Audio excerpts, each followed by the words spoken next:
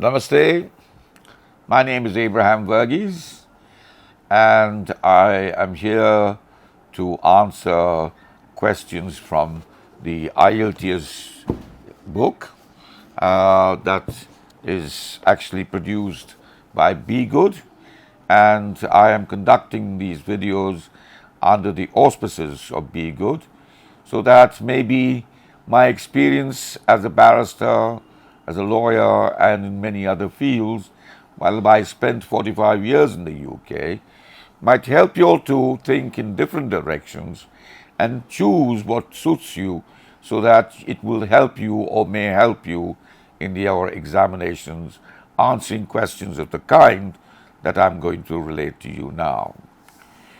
The question here is, when most of the population is in developing countries, does not have food to eat and a place to live, it is immaterial to talk about saving forests as a gesture to protect our environment. The aim should be to utilize maximum land for food production and making homes for the homeless. How far do you agree to this? Well, I hope you have marked out the emphasis I've given to those parts of the question that need addressing, and I hope that I will be able to give justice in my answers, and if I am short of it, please accept my apologies at the outset.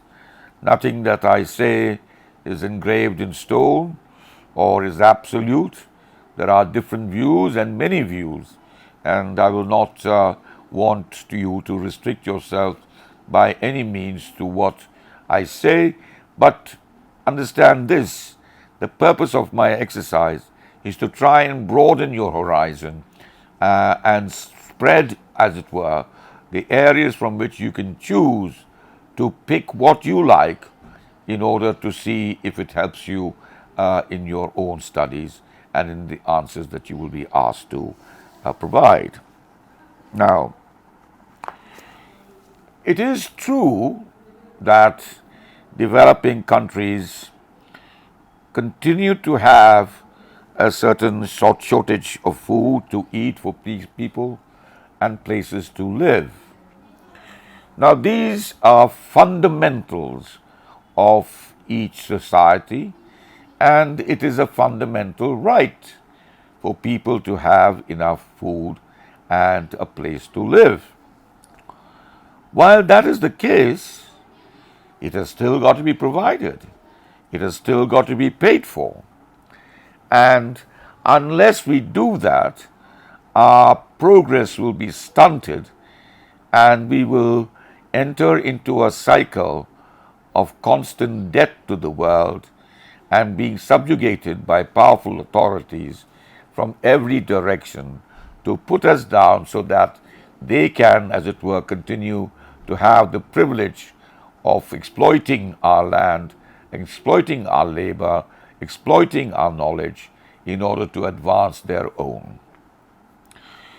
Yet at the same time, we must also, while conducting ways to enhance our ability of coping with these requirements and providing these fundamental necessities and rights to our people, we must also bear in mind that you can't have a quick-fire answer.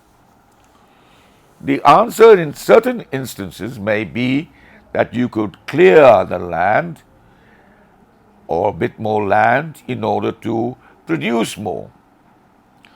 But if you go about massacring trees and forests to do that, I'm afraid you're looking only at a short-term advantage for the profits that you make out of buying and selling expensive woods or trees rather, that take years to grow and are very valuable.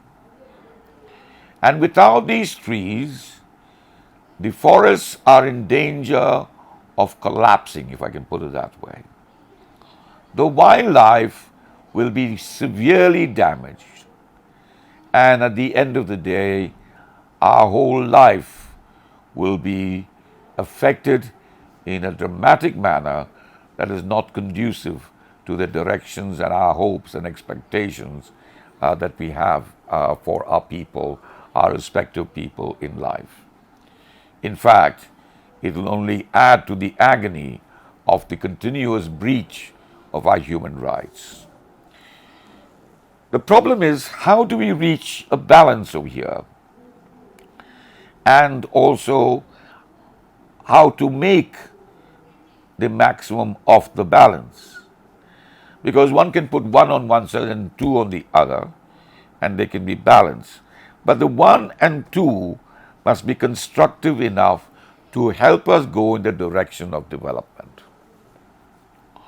Now, while human rights are fundamental and absolutely necessary while developing our society, more fundamental is the need to look after our people. And it's not just food and houses. It is hospitals and education, clothes, and all things that make up life of today. To some countries, or rather in some countries, many of these things are missing, and they are working with those whom they believe will not exploit them, but advance their countries on a reasonable footing towards achieving these goals. But what is common, and we know, is that they all wish to do that. They all aspire to do that. That is, to raise the standard of living of their people and to give them a better quality of life that is worth living, rather than being in poverty and suffering the consequences of nature and jeopardizing our health in the process and our lives in the way. To me, it is very important. I'm not just talking ecologically, I'm talking generally here, that we preserve our forests and preserve our animals, because they also look after us. Without these forests, without these animals, there are many things that this world can use to destroy our way of life also. We mustn't forget how helpful these trees are, these forests are, not only for the people who live amongst them and succeed successfully and succeed well in learning how to manage in these forests and have the freedom of it, but also recognizing how useful the forests are for our lives. They give us the oxygen that is necessary in the continuation of life. Don't forget that I'm sure many of us feel a real inspiration of wanting to visit places like forests where there are lakes and mountains and animals and the freedom that you do not get in cities and places like them around where we happen to live or work. And if these forests are damaged, then everything else will get damaged sequentially, okay, or consequently. And here at this stage, I'm reminded of the enormous damage done to the South American continent and also to Africa by those adventurers who only wanted to line their pockets and abuse the rights of people, exploit them and their land, and provide only for their particular societies. I think the people in those countries have gathered the sense and the attitude enough to overcome and stand up for their rights in their own countries, so that this exploitation and this abuse of their natural habitat is not wasted into other nations in order to provide for their luxuries.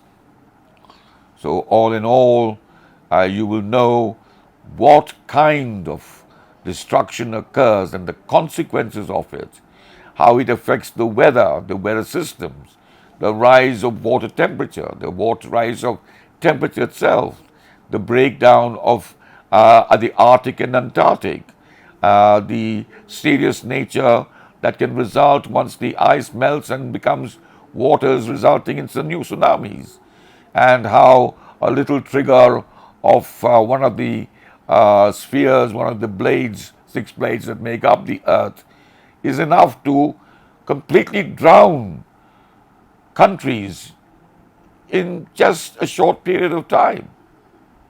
Never mind nuclear weapons that some people try to use as causes for war.